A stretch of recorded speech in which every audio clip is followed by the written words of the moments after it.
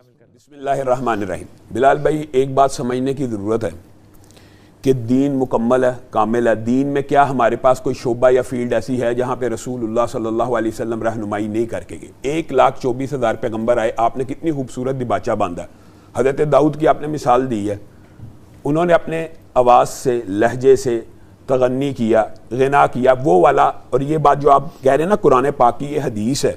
رسول اللہ صلی اللہ علیہ وسلم نے کہا قرآن پاک کو اپنی آوازوں سے مزین کرو, اور جو قرآن پاک کے اندر غنا نہیں کرتا, جو آپ کہہ رہے ہیں, دونوں چیزوں میں فرق ہے.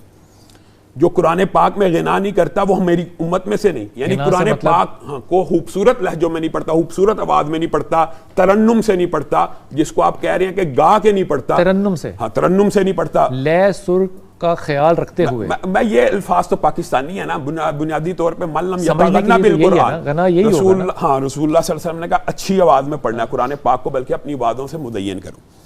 اب افراط و تفرید کی بات یہ ہے کہ آواز کے ساتھ یا چڑیوں کی چہچہاہٹ ہو, یا پرندوں کی آوازیں ہوں, یا کھیتوں کی یا سبزے کی لہر ہو, یا پتے کا گرنا ہو, یہ آوازیں یہ نیچرل ہیں اور فطرت ہے. جن آوازوں سے رسول اللہ, جن چیزوں سے نیچرلی آواز نکلے وہ ٹھیک ہے. ہاں جھرنا ہے, سمندر کے جھرنے کی آواز ہے, یا آبشار کی آواز ہے, یا پرندوں کی چہچہاہٹ ہے, یا کوے کی کائیں کائیں ہیں, ان آوازوں کے اوپر کبھی آپ کو کسی عالم نے کہا غلط ہے؟ نہیں ہے. نہ قرآن پاک کو غنا سے پڑھنے سے کسی نے روکا. لیکن شاہ جی یہ بھی دیکھیے نا کہ انہی چیزوں کو استعمال کر کے آج نعت کو ہم کس جگہ پہ لے گئے. میں یہ بات یہ نہ کہیں کہ غلط استعمال نہیں ہو سکتا, غلط استعمال تو نیچرل چیزوں کا بھی ہو سکتا ہے. میں یہ کہتا ہوں غنا کی جو اجازت اللہ رب العزت نے دی ہے وہ وہیں تک ہے. 1,24,000 انبیاء میں سے کوئی نبی ڈول لے کے آیا, بانسری لے کے آیا, سرنگی لے کے آیا, تبلا لے کے آیا؟ نہیں. رسول اللہ یہ مثال ہے, میں آپ سے پوچھ رہا ہوں, کوئی لے کے آئے ہیں؟ کوئی رکشا لے کے آیا, کوئی موٹر سائیکل لے کے آیا, کوئی اسکوٹر لے کر آیا؟ یہ تو مثال دینے, نہیں میں مثال دے رہا ہوں نا. آپ نے میں آپ کو ایک عرف سمجھا رہا ہوں, عقلی منطقی بات کہہ رہا ہوں کہ آپ نے کبھی کسی شیخ الحدیث کو یا 1,24,000 صحابہ میں سے کسی کو تبلا سرنگی باجا بجاتے ہوئے دیکھا ہے؟ نہیں آتا. وہاں پہ موجود تھا کہ نہیں؟ موجود تھا کہ نہیں؟ میں اس کی حدیثیں کچھ بیان کرنا چاہتا ہوں. رسول اللہ, اور یہ بات بڑی عجیب ہے بلال بھائی, موسیقی کی حرمت کے اوپر قرآن کی آیتیں 4 سے زیادہ موجود ہیں, 4 سے زیادہ قرآن کی آیتیں, اور 20 سے زیادہ حدیث موجود ہیں. ایک چیز واضح طور پہ اللہ رب العزت نے رسول اللہ کے ذریعے حرام قرار دیا, ہم زبردستی اس کو حلال کرنا بھی چاہیں گے تو حرام کیسے قرار دیا؟ خون کو حرام کیا ہے, اس پہ اللہ کا نام نہ لیا گیا ہو, حرام کیا ہے. مردار کو حرام کیا گیا ہے. میں آپ کو بتاتا ہوں موسیقی کون سی میں آپ بتاتا ہوں. لہو اور لغو کے علاوہ وَمِنَ النَّاسِ مَن يَشْتَرِي لَهْوَ الْحَدِيثِ لِيُضِلَّ عَن سَبِيلِ اللَّهِ. اس کی بیک گراؤنڈ میں آپ بات بتائیں, یہ قرآن پاک کی آیت ہے. وَمِنَ النَّاسِ مَن یہ حرام کیسے ہو گئی؟ سنیں, ترجمہ پڑھیں گے تو آپ کو پتہ لگے گا نا. ترجمے سے حرام ہونی. اور بعض لوگ ایسے ہیں, ترجمے سے بھی حرام نہیں ہوتی ویسے. نہیں چلیں, اگر حرام نہ ہوتی ہو یہ تو آپ فیصلہ کریں نا. عبداللہ ابن مسعود نے 3 قسمیں کھا کے کہا کہ اس سے مراد گانا ہے. صحابہ کی بات مانی جائے گی کہ ہماری بات مانی جائے گی؟ لیکن اس میں بھی پھر قسمیں ہیں. میں نے اس کو پہلے مستثنا قرار دے دیا, میں نے اس آواز کو تو پہلے مستثنا, یعنی مطلقاً حرام نہیں قرار دے سکتے. قرآن سے مطلقاً میں آپ کو بتاتا ہوں, مطلقاً بھی حرام ہے. ضروری نہیں ہوتا کہ ہر چیز کا علم ہو, وہ اگر نہیں ہے تو ہم آپ کو بتانے کے لیے تیار ہیں. وَمِنَ النَّاسِ مَن يَشْتَرِي لَهْوَ الْحَدِيثِ لِيُضِلَّ عَن سَبِيلِ اللَّهِ. اور بعض لوگ ایسے ہیں, بتاتا ہوں, بعض لوگ ایسے ہیں جو لہو و لعب کو خریدتے ہیں, موسیقی کے کنسرٹس کی ٹکٹیں خریدتے ہیں. لِيُضِلَّ عَن سَبِيلِ اللَّهِ. اس دور میں بھی موسیقی کی محفل ہوتی تھی, اور یہ اسی دور میں جو موسیقی کی محفل ہو رہی تھی اس کے بارے میں آیت نازل ہوئی ہے. کنسرٹ ہو رہے تھے. تفسیر فرما رہے ہیں کہ ترجمہ فرما رہے ہیں؟ ترجمہ ہے کہ جو خریدتے ہیں گانے والیوں کو, موسیقی کو خریدتے ہیں, لیُضِلَّ کی وجہ سے حرمت ہوگی. وہ لیُضِلَّ عن سبیل اللہ. ہاں بالکل, لیُضِلَّ عن یہ شرط جو ہے نا اس کو حرام کر سکتی ہے. اگر نہیں ہوگی تو سیلف یہ حرام نہیں ہے. میں شرط کے علاوہ ایک بات کہتا ہوں, یہ تو شرط بھی حرام والی ہے بلال بھائی. آگے عبداللہ ابن مسعود ہیں, وہ کہتے ہیں اللہ کی قسم اس سے مراد گانے اور لہو و لعب کی محفل میں جانا ہے. کس قسم کا گانا؟ اور یہ بات تو پہلے ہی ہو چکی ہے, وہ تو آپ کی بات درست ہے. کیسے کہاں ہو چکی؟ اچھا میں کس قسم کی گانا؟ اصل میں ہمارے بزرگان جو ہے نا کھول کے بیان نہیں کرتے, ہم چھوڑ دیتے ہیں کہ آپ فیصلہ کرو. میں کہتا ہوں اس بیان کر دیں. اسی آیت کو پہلے میں 4 آیتوں کے وہ جواب ان سے لے لیں, پھر میں بات کر لوں گا. عبداللہ ابن عباس جو ہے نا وہ مفسر قرآن ہے, انہوں نے قسم کھا کے کہا اس سے مراد گانا. بسم اللہ الرحمن الرحیم. ابھی آپ نے سنا ہے نعت شریف, یقین جانیے کہ ایمان تازہ ہو گیا. اس کو بھی گانا کہا جا سکتا. اب یہ بھی غنا ہی ہے. غنا بالکل غنا ہے. اچھا میں اس کے بارے میں بھی آیت قرآن کی دکھا دوں. میں ما کان صلاتهم عند البیت الا مقام و تصدیہ. اللہ کہہ رہا ہے کہ خانہ کعبہ کے ارد گرد موسیقی اور طبلے اور تالیاں بجاتے ہیں اور سیٹیاں بجا کے عبادت کرتے ہیں. وہ عبادت نہیں تھے کرتے, عبادت کرتے تھے نا, تو اللہ نے کہا ان کی عبادت تالیاں اور سیٹیاں بجانا ہی ہے. میں یہ کہتا ہوں اپنے ان ساتھیوں کو بھی اور آپ کے اس پروگرام کے وساطت سے تمام علماء کو, کہ کسی بھی مسئلے میں جو منصوص ہے, جس طرح آپ نے آیت پڑھی ہے حرمت علیکم امہاتکم و بناتکم, نہ حرمت علیکم میتۃ والدم ولحم الخنزیر وما اہل به لغیر اللہ, یہ جو آپ نے پڑھے 4 چیزیں اللہ نے حرام کی ہے نا, جو اللہ نے حرام کر دی ہے اس کو تو ڈنکے کی چوٹ پر بیان کرنا چاہیے. اور جو وہی تشریح مانی جائے گی جو رسول اللہ نے کی ہے. نہیں, اس کی تشریح کی ضرورت ہی نہیں ہے. میں بتاتا ہوں کیوں نہیں ضرورت. مردار حرام ہے نا قرآن میں, ہم مچھلی کھاتے ہیں, وہ الگ بات ہے. کیوں کھاتے ہیں؟ جمع و خون جو ہے اس کے بارے میں نہیں, مچھلی ہم کیوں کھاتے ہیں؟ مچھلی حضور صلی اللہ علیہ وسلم نے اس کو حلال کر دیا. اس آیت کی تشریح میں, اس آیت میں تو حرام ہے. میں کہتا ہوں کہ اگر ہم اس آیت کو اس حلال نہ بھی لیں تو یہ آیت اپنے معنی کو واضح کرنے میں بالکل واضح ہے. اب آپ دیکھ لیجیے نا, نقشبندی جو نقشبندی سلسلہ ہے ان کے آنے موسیقی اس کی نہیں اجازت دیتے, لیکن سلسلہ چشتیہ کا تو اوڑھنا بچھونا قوالی اور موسیقی ہے. اس لیے یہ اختلاف کوئی آج کا اختلاف نہیں ہے. لیکن یہ موسیقی مثبت ہے نا, یہ بھی ساتھ کہیں نا, وہ تو لیعبد اللہ سبیل اللہ سے اس کو نکال دیا نا. تو یہاں پر آ کر یہ بیٹھ کر دیکھنا ہوگا کہ ہمیں جو ہے چاہیے 2 کام ہے. نمبر 1, علماء جرت کریں نا, وہ جرت یہ کریں کہ بیٹھ کر 10 جگہوں پر 10 موسیقی کو سن کر بتائیں یہ حرام ہے, یہ حلال ہے. یہ نہیں, ہائے ہائے ہائے ہائے ہائے, وہ فارمولا دے دیا تو پھر اس کی اپنی مرضی ہے, پرسنل اجتہاد ہے نا. اب یہ ذمہ داری آپ کے کندھوں پہ ڈال دی گئی ہے, آپ بیٹھیں سنیں اور بتائیں کہ کون سی حلال ہے کون سی حرام. ہر کسی کو حرام قرار نہیں دے سکتے. ٹائم چاہیے. جو مقدمہ دونوں بھائیوں نے بلڈ کیا, پہلی بات, ایک مقدمہ ہمارے بھائی نے بلڈ کیا کہ مولانا رومی چھوٹے آدمی نہیں تھے, فلاں امیر خسرو چھوٹے آدمی نہیں تھے, خواجہ معین الدین چھوٹے آدمی نہیں تھے. میں ان سے پوچھتا ہوں, امام ابو حنیفہ چھوٹے آدمی تھے؟ بالکل بھی نہیں. ان کے مقدمے امام ابو یوسف کا طرز عمل یہ تھا.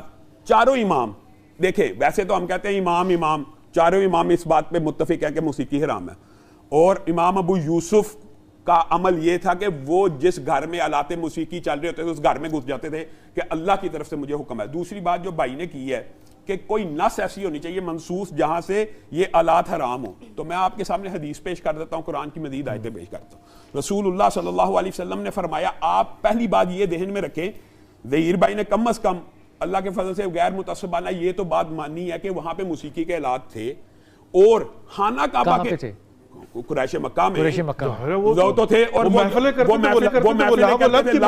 محفلیں کرتے تھے, ممنوع بھی.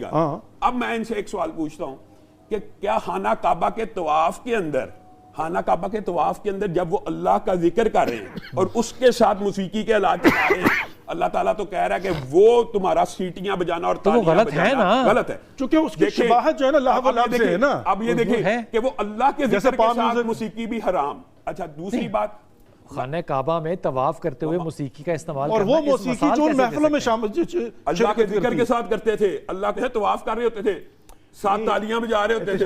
بالکل وہی انداز تھا جس میں وہ اپنی محفلیں جماتے تھے. دیکھیں تالیاں بجانے کا بھی جو ہے نا وہ کیٹیگریز ہیں, ایک تالیاں کہاں بجتی ہے کہاں بجتی ہے. اب تھوڑا ٹائم میں, اچھا تالی نماز ہو رہی ہو تو عورت تالی بجا کے نہیں کہتے تھے, وہ حرام ہو گیا. کس نے کہا وہ موسیقی ہے؟ تو اچھا آدمی اور عورت کے لیے حرام الگ الگ ہے. رسول خدا کی آمد جو ہے مدینے والوں نے, میں ایک بات بتاتا ہوں, پھر رسول اللہ صلی اللہ علیہ وسلم نے نام لے کے, آپ یہ سمجھتے ہیں کہ ڈھول رسول اللہ کے دور میں نہیں تھا؟ رسول اللہ صلی اللہ علیہ وسلم نے کہا انما حرم علیکم القوبۃ. اب بات تو ختم ہو جانی چاہیے. رسول اللہ نے کہا تمہارے اوپر ڈھول کو حرام کیا گیا. والکنین, کنین ایسے تنبورہ سمجھتے ہیں, کنین ہر اس آلات موسیقی کو کہتے ہیں جس کے اوپر تار لگی ہو اور اس تار کے نیچے کوئی سپیس بنائی ہو جس تار کی آواز اس سپیس میں جائیے. رسول اللہ نے ان دو کو لفظاً حرام قرار دیا. پھر تیسری بات میں بھی معذرت کے ساتھ یہ ڈھول جو ہے نا لوکل مارو بجاتے ہیں کسی کی فوتگی کے اوپر, تو اس کو آپ ڈھول کو مطلق حرام نہیں قرار دے سکتے. میں کہتا ہوں یہ آپ اس میں اپنی باری میں جواب آپ اس کا جواب دے دینا. پھر رسول اللہ صلی اللہ علیہ وسلم کی جس حدیث کی طرف آپ نے اشارہ کیا, دکھ یہ ہے کہ اس حدیث کی ٹرانسلیشن ہم یہ کرتے ہیں, رسول اللہ صلی اللہ علیہ وسلم نے ابن عمر کو کہا کہ بانسری کی آواز آ رہی ہے, ہم اس کی تشریح یہ کرتے ہیں کہ رسول اللہ نے تو کان بند کیے تھے, ابن عمر نے تو نیچے کیے, اور ابن عمر کو تو سننے کی رسول اللہ صلی اللہ علیہ وسلم نے کان بند کیے مکروہ سمجھ کے, گناہ سمجھ کے، حرام سمجھ کے، بانسری کی بات، یہ حدیث بھی صحیح ہے. پھر ان تمام حدیثوں کو اگر ان کی سند کے اوپر یا تشریحات کے اوپر اعتراض ہے، میں ظہیر بھائی سے اور شفاعت بھائی سے صرف ایک سوال پوچھتا ہوں. بخاری شریف ہے، بخاری شریف کی حدیث کے اوپر تو اتفاق ہے نا اہل سنت کا، رسول اللہ اہل سنت کا ہی مانا گیا ہے. اور اہل تشیع کے اندر بھی موسیقی کی ویسے روایات موجود ہیں حرام کی.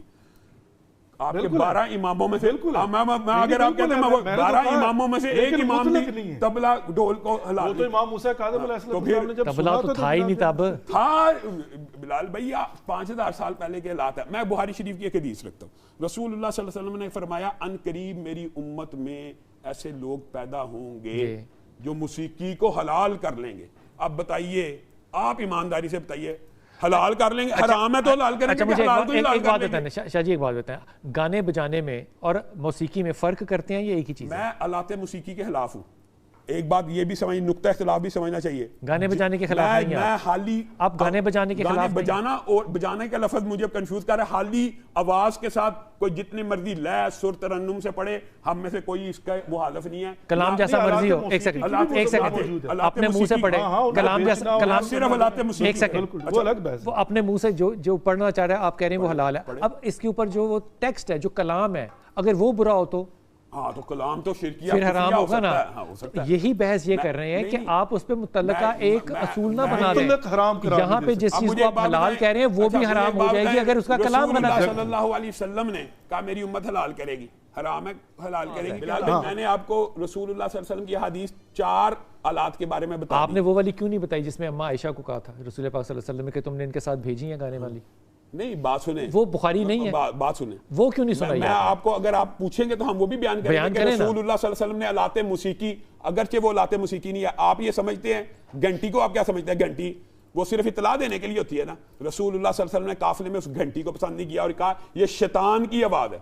آپ بتائیں. اچھا وہ حضرت عبداللہ بن مسعود پہ کہا تھا کیونکہ رات کا وقت زیادہ ہو گیا تھا اور انہوں نے کہا تھا کہ لوگوں کے آرام میں ڈف کی تو اجازت دی نا، شور تھا اس کی، میں ہم جس کی اجازت ہے اس کی ہم اجازت. غلط جگہ پہ غلط ملا رہے ہیں آپ. میں تو 100% درست کہہ رہا ہوں. گھنٹی کی آواز رسول اللہ نے. اس کے بعد حضرت عبداللہ بن مسعود نے وہ ساری چیزیں صدقہ کی اور اماں عائشہ کو کہا اب میں جنت میں جاؤں گا. اللہ کے رسول نے لوگوں کو تنگ کرنے کی نسبت سے کہا تھا کہ یہ تنگ ہو رہے ہیں. اگر اونٹ کے گلے کی گھنٹی بھی شیطان کی آواز ہے تو آپ موسیقی کے آلات کو حلال سمجھتے ہیں؟ وہ ڈیپینڈ کرتا ہے کہاں پر نا. دوسری بات یہ ہے، ایک بات سن لیں، قرآن پاک کی ایک اور آیت ہے، چلیں اس کی تشریح آپ کریں. آپ نے حدیث نہیں سنائی ویسے اماں عائشہ والی ہے. اماں عائشہ والی حدیث بھی سناتا ہوں، وہ شفاعت بھائی سنائیں گے، اس کی تشریح ہم کریں گے. بچیوں والی حدیث کی وہ تو ان کی دلیل ہے نا. تو انشاءاللہ. اچھا بات یہ ہے، قرآن پاک کی ایک آیت ہے اور دیر بھائی اس کے اوپر غور کریں. وَاسْتَفْزِزْ مَنِ اسْتَطَعْتَ مِنْهُمْ بِصَوْتِكَ. اللہ کہہ رہا ہے شیطان کو کہ جا تو میرے بندوں کو گمراہ کر اپنی آواز سے. مفسرین متفق ہیں شیطان کی آواز گانا ہے. اب بتائیں یہ کیا؟ پھر ہم گانے کی عربی کیا ہے؟ ہم گانے کی عربی کیا ہے؟ گنا. تو ہر گنا حرام ہو نہیں، حالی آلات موسیقی والا. میں تو اس کو یہ اصل میں قید کرتا ہوں. اچھا وہ بھی گناہ حرام ہے جس کے اندر کلام غلط ہے. ہاں وہ بھی گناہ حرام ہے جس کو کہ آپ نے آج کل کے فلمی گانوں کے ساتھ لگایا. جو کلام ہی غلط ہے آپ اکراس دا بورڈ گناہ کو حرام ہے. جو کلام بغیر گناہ کے بھی غلط ہو وہ غلط ہے. قومی ترانہ جو ہے وہ گناہ نہیں ہے. ہاں قومی ترانے کو میں قومی ترانہ حرام ہے. قومی ترانہ تو موسیقی حرام ہے. 65 کے گانے حرام ہیں. وہ تو موسیقی کو میں آج بھی سنتا ہوں کہ میں آنسو آ جاتے ہیں بندے کے. موسیقی حرام ہے، اس پر غور کریں. اچھا میں شفاعت بھائی نے جو ایک مغرا مقدمہ پیش کیا کہ آج علماء کو اتنا سخت موقف نہیں رکھنا چاہیے. ٹی وی اور ان کے بارے میں ان کی بات میں وزن ہو سکتا ہے کیونکہ وہ آلات جدید ہیں اور علماء نے واقعی ان کی بات میں وزن ہے کہ یو ٹرن لیا. بعد نے اس کو مصور کی تصویر سے ڈیفرنٹ سمجھا اور اللہ رب العزت کا عکس. یہ بات اب ٹھیک ہے لیکن اس کی میں تائید کرتا ہوں. 5000 سال سے آلات موسیقی تو چل رہے ہیں، ان کے اوپر یو ٹرن نہیں ہونا. تو وہ جائز ہے. ٹھیک ہوگی بات. اب چوتھی بات یہ ہے کہ امام کعبہ، ہشام بھائی اس کی تائید کریں گے، شیخ عادل جو تھے انہوں نے 2010 میں فتویٰ دیا تھا کہ موسیقی حلال ہے اور وہ فتویٰ آج بھی نیٹ پر موجود ہے.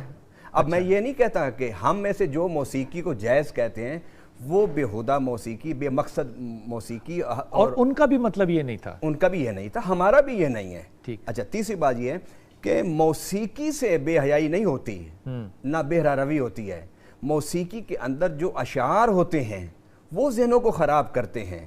اس لیے موسیقی کے ساتھ ساتھ اگر ہم چاہتے ہیں کہ اس سے مثبت پیغام جائے تو پھر ہمیں جو کلام پڑھا جاتا ہے اس پہ توجہ کرنی چاہیے، اس پر توجہ. مثلا انہوں نے کلام پڑھا ہے، اس میں پورا جو محبت حقیقی کی بات ہے، اللہ کی محبت کی بات ہے، رسول اللہ صلی اللہ علیہ وسلم کی محبت کی بات ہے، دین کی محبت کی بات ہے، تو اس میں کوئی حرج نہیں.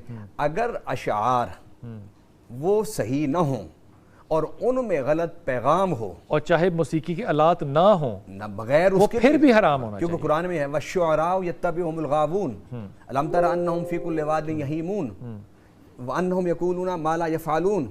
یہ اب شاعری کی بھی مذمت کی گئی ہے. اب اس کا یہ نہیں مطلب کہ ہر قسم کی شاعری حرام ہو جائے، حالانکہ اس طرح موسیقی کی مذمت نہیں ہے قرآن پاک میں جس طرح واضح لفظوں میں اللہ تعالیٰ نے شاعری کی مذمت کی. لیکن اس کے باوجود ہمارے ہاں حضرت حسان بہت بڑے شاعر تھے، حضرت عبداللہ بن رواحہ بہت بڑے شاعر تھے، حضرت امام شافعی بہت بڑے شاعر تھے، آج ہمارے اس دور میں بہت بڑے شاعر ہیں.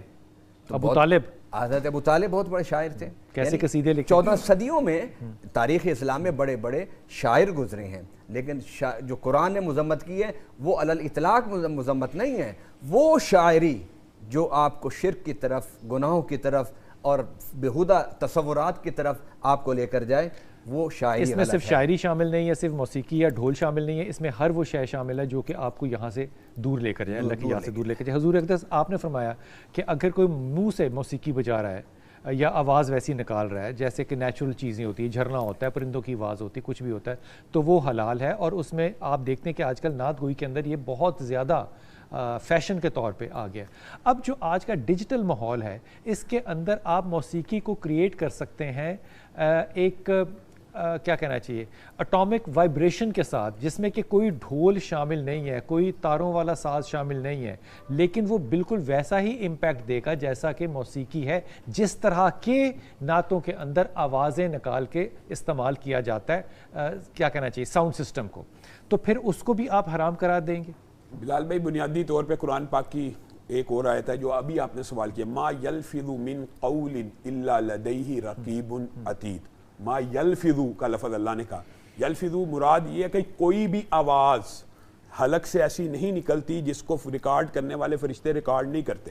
اگر تو آواز نیچرل نکالی ہے اور اس نے ترنم بنایا، سر بنایا تو درست جائز ہے. لیکن اگر وہ نکالتا ہی ڈھول کی آواز ہے، اگر وہ نکالتے ہی ہارمونیم کی آواز ہے، اگر وہ نکالتے ہی ستار کی آواز، ڈھول کی آواز نکالتا ہے نا، تو وہ جائز نہیں ہے.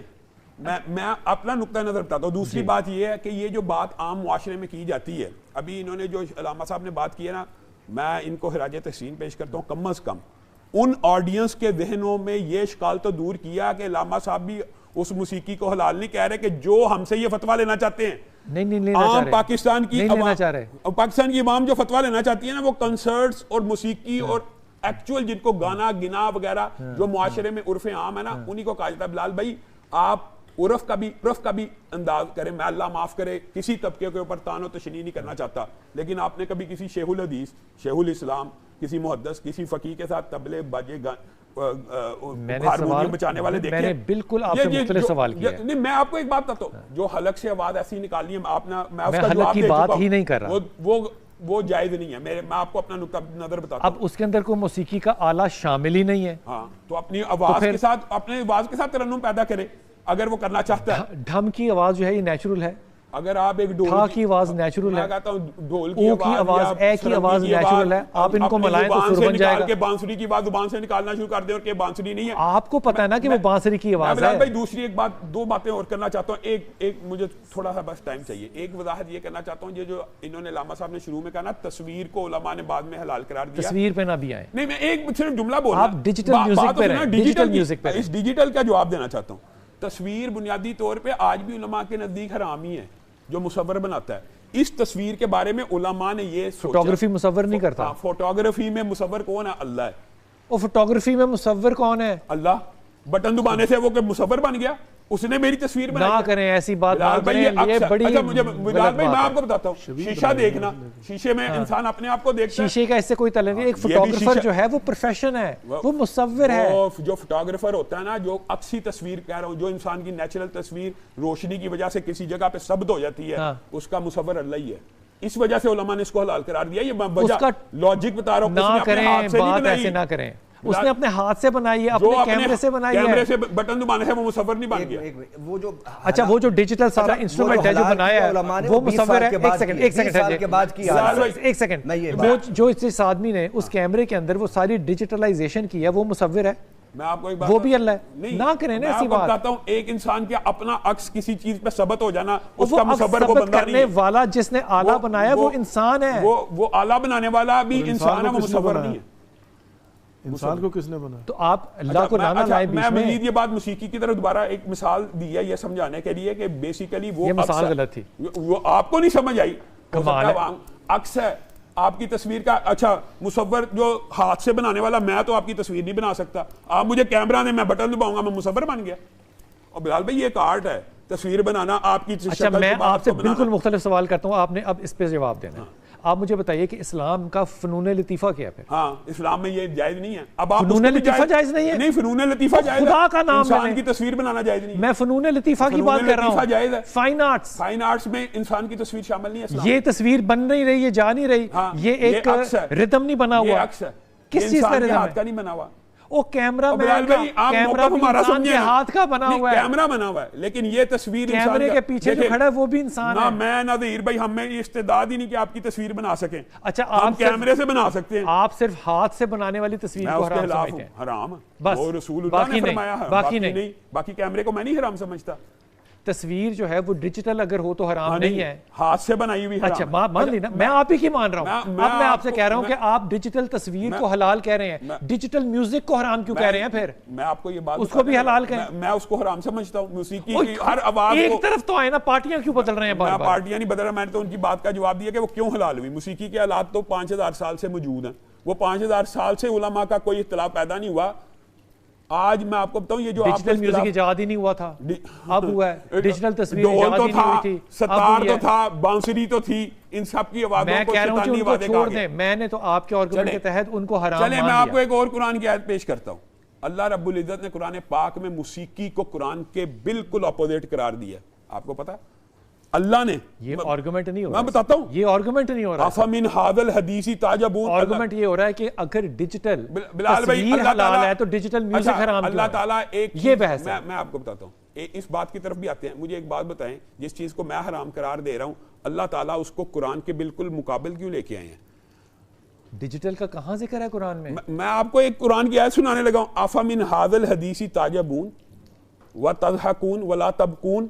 کیا آپ قرآن پاک کے بارے میں جب آپ کو کہا جاتا ہے پڑھو اور سنو, اس کے بارے میں آپ اعجاب کرتے ہیں؟ وانتم سامدون, اور جب گانا گائے جاتے ہیں آپ شوق سے سنتے ہیں, اور جب گانا گنگنائے اللہ تعالیٰ نے گانے کا ذکر قرآن کے ساتھ کیوں ہے؟ آپ بات کو بالکل الٹی طرف لے کے جا رہے ہیں بھائی. قرآن پاک میں گانے کو قرآن کے متضاد قرار دیا. گانے کی بات نہیں ہو رہی ہے, بات ہو رہی ہے کمپیریٹیو کی, کہ اگر ڈیجیٹل موسیقی, ڈیجیٹل تصویر حلال ہے تو ڈیجیٹل میوزک حرام کیوں ہے؟ ڈیجیٹل تصویر میں جو حرام کی علت ہے نا وہ انسان کے ہاتھ سے بنانا تھی, اس لیے وہ حلال. ظہیر بھائی قرآن کے اندر جو انسٹرومنٹس ہیں نا ان کی حرمت واضح ثابت نہیں.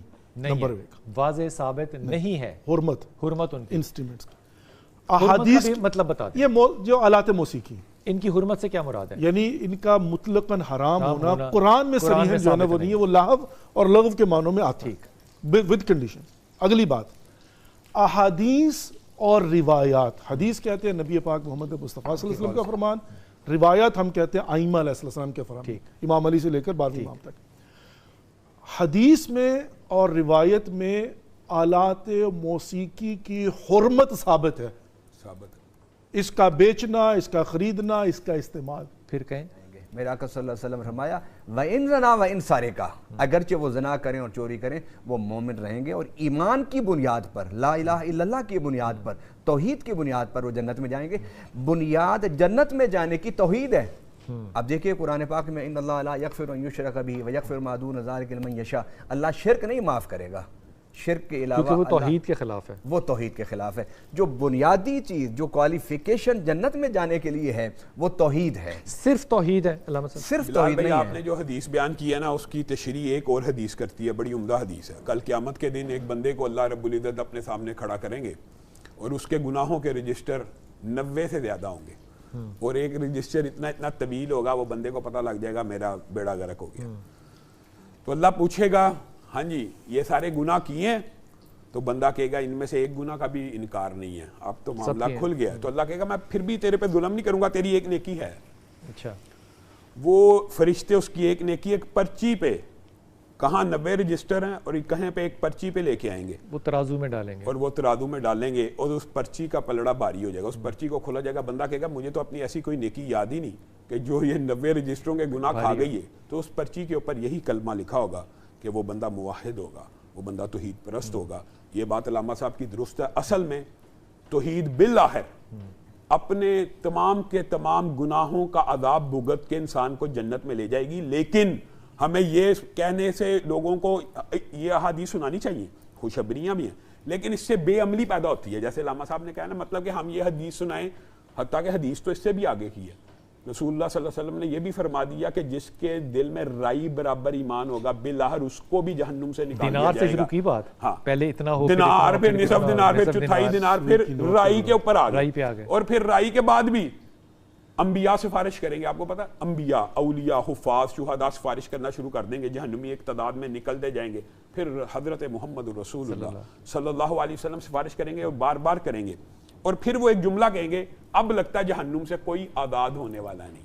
تو اللہ اس وقت کہے گا انبیاء سفارش کر چکے, اولیاء سفارش کر چکے, صدیقین اور شہداء سفارش کر چکے, لیکن وہ باقی ہے جو ارحم الراحمین ہے, اور جہنم میں سے ہر اس شخص کو نکال دے گا جو اس کلمے کے اوپر ہوگا, چاہے اس نے زندگی میں نیکی کا کوئی عمل نہیں کیا ہوگا.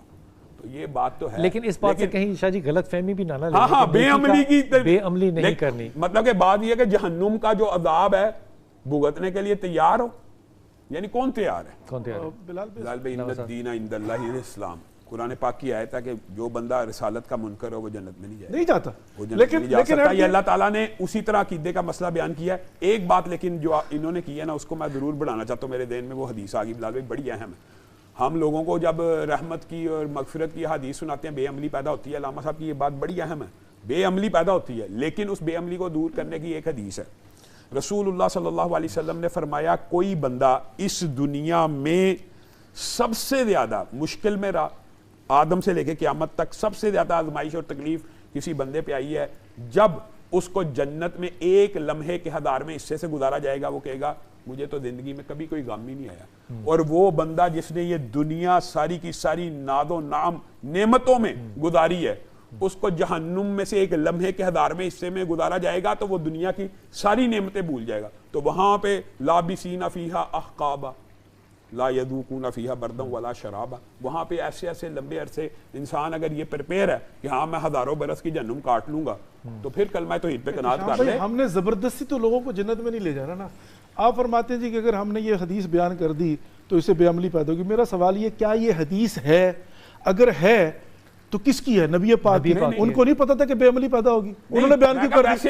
یہاں پر آپ جو ہے وہ نبی پاک محمد مصطفیٰ صلی اللہ علیہ وسلم سے بھی زیادہ دل سوز ہو گئے. یہ صحیح کہہ رہے ہیں, آپ کی بات درست ہے. فرمان رسول ہے, اس کو بیان کرو. اس کو بیان کر جب رسول اللہ نے بیان کر دیا, میں کہوں نہیں یہ سے جب ہم اس کا مطلب نعوذ باللہ من ذالک استغفر اللہ, میں ایڈیشن کرنا چاہتا ہوں, میں یعنی اپنی ججمنٹ جو ہے نا وہ. لیکن ظہیر بھائی اکیلی یہ حدیث تو نہیں ہے نا, ڈرانے والی بھی ہے نا, دونوں کا وہ بھی اتنی بیان نہ کرو کہ ڈرا کے بندے کو توازن پیدا کرنا چاہیے. یہ نہیں کہ انسان صرف رحمت, لیکن اس کے اندر اپنی رائے شامل نہیں کرنی چاہیے, بریکٹ کر دینی چاہیے, بیان کر دیں. بالکل بیان کر دیں.